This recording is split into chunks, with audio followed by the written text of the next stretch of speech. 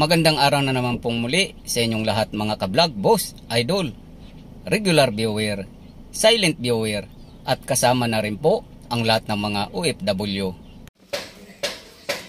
Ang gagawin ko po ngayon ay ipagpatuloy ko po yung paghahanap po ng problema ng power socket ng dashcam.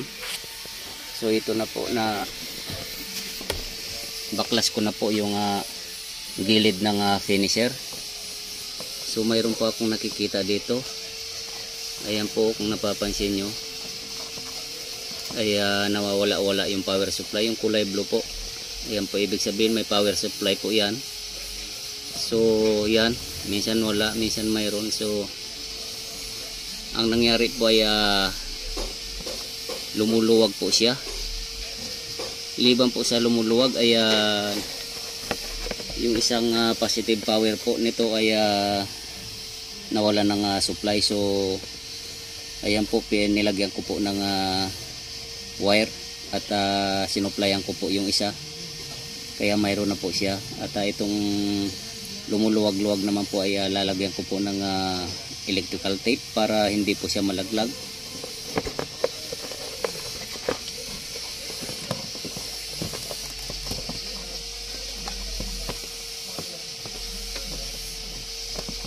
Kasi pag dating po ng rough road ay sigurado pong malalaglag po to ulit.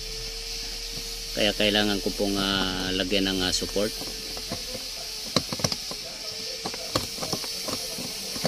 So dudukutin ko na lang po siya. Kasi malaking baklasin po to pag ilalabas ko pa tong finisher.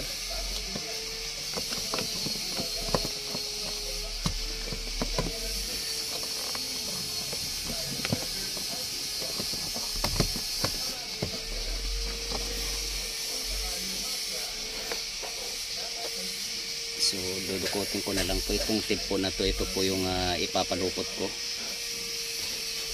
So maliit lang po na space ang kailangan doon sa yung tamang-tama lang po yung kamay na gumagalaw.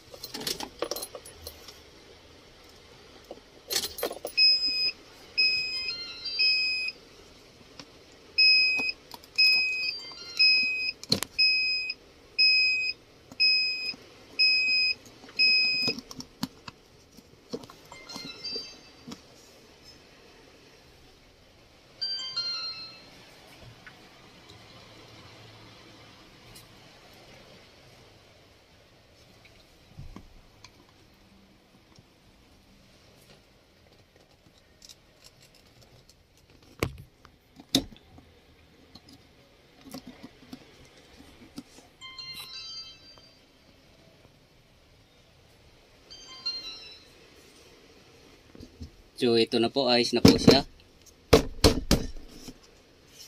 So